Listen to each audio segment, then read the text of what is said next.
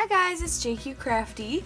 I am here with one of the new releases from Confessions of a Paper Addict as one of the design team members for the Cutfiles. And I've got this cute Scarecrow. What I did is I cut him out of colored cardstock. That's another thing I like to do with Cutfiles. I like to do many different things with them, but cutting them out of colored cardstock sometimes and then backing them really makes them pop, and I really enjoy that. So I tried to match. I don't have a lot of colored cardstock left. I'm actually trying to use up my stash. So I tried to match a yellow that is in this lovely Amy Tan late afternoon collection that I got. And I thought it matched this kind of mustardy yellow pretty closely. So I'm gonna go ahead and back my cut file. I just set him on this color so you could kind of see what he looked like. And I kept some of the bigger inner pieces, one to help me glue down these. I lost a few of the face pieces, but I think what I'm gonna do, and I threw away the buttons because you could glue down the buttons, but I think I'm going to use some Nuvo instead of those little paper pieces. So stay tuned for that. I think that's what we might do. And same with the flowers. I might fill them in with some Nuvo drops. But I kept these. Sometimes tracing these makes it a little bit easier to, when you have kind of an intricate cut file and you have it laid down, instead of backing all the separate pieces. So I might do that. Yeah, we'll see.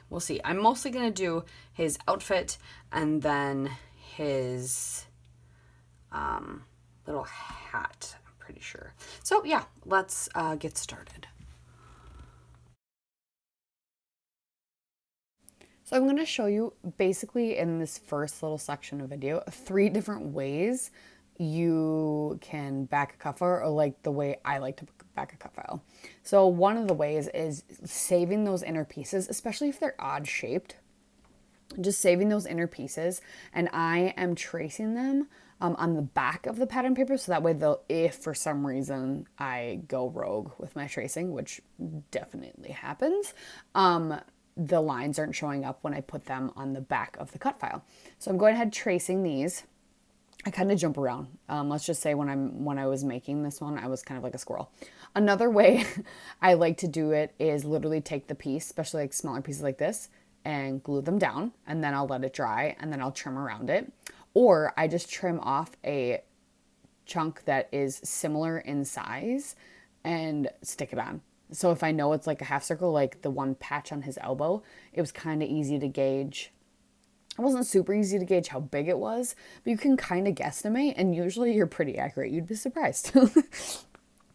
So yeah, that is what I did there. So I did that one there first, and then I'm going to go ahead and do the rest of these patches. And then I'm taking the entire cut file and just gluing down that one patch.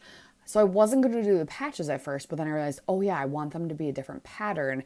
And since I traced the entire like jacket part, that's, if I glue that on, then I'm not going to be able to stick that other pattern in there. So I had to do the patches first. So sometimes you have to really think about the order that you're doing these to make sure you get them done in a correct order. So I did that first. So I kind of showed you 3 different ways I like to back them. And then, yeah, this one I'm cutting out, and I just leave myself a little bit of room outside the lines. And then after I cut it, I glue it down.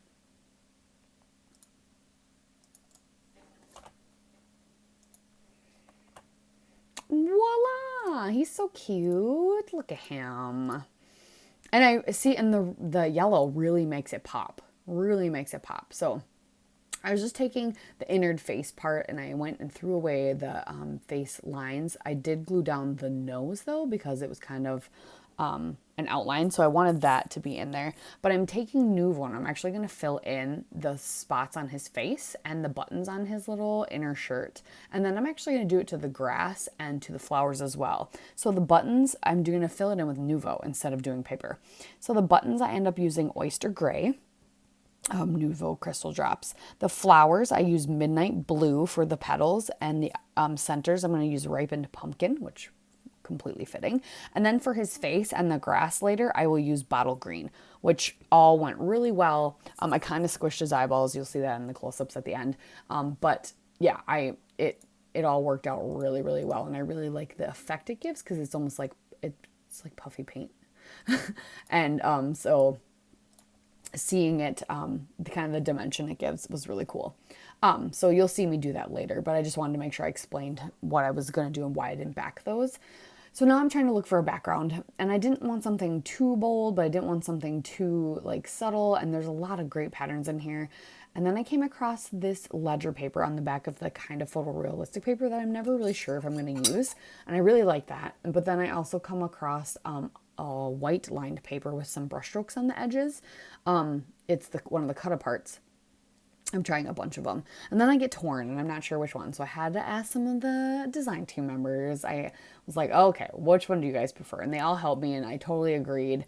And then it spurred some ideas too to do the background or to do some other things with the background. And I always like to use as much of what the collection I have, like if I can. So I ended up deciding with the blue because I really like the way the colors of the Scarecrow popped, and it brought in some of the blue from the photo and kind of just correlated everything really nicely.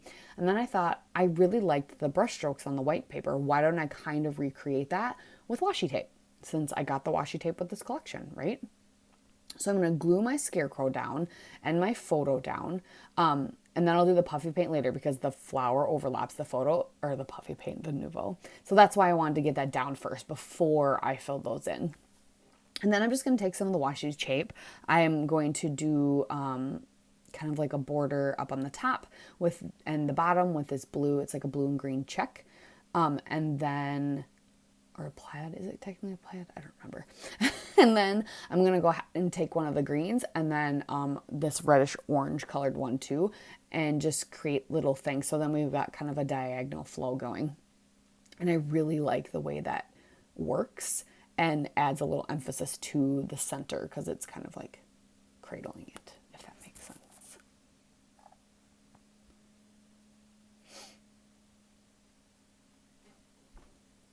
And then now it's time to go through all the embellishments and figure out what the heck I want to do.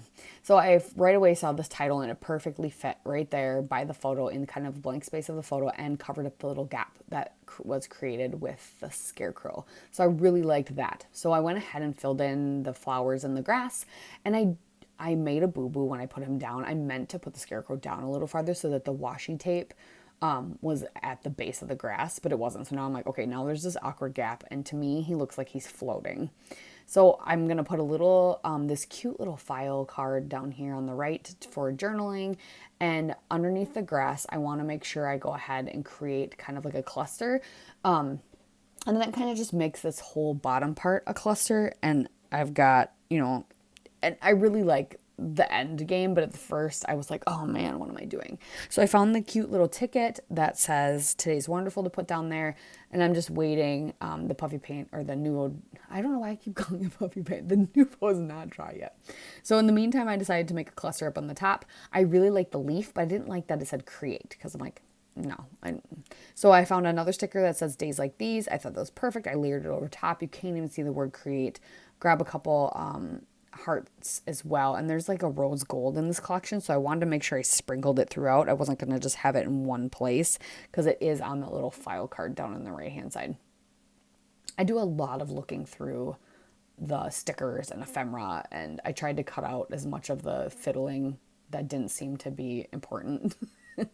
So now my stuff's dry, and now I'm trying to create a cluster on here, and I found a good ephemera piece that is floral, and I really like the way that kind of layers up, and I'm like, okay, there's still a little gap.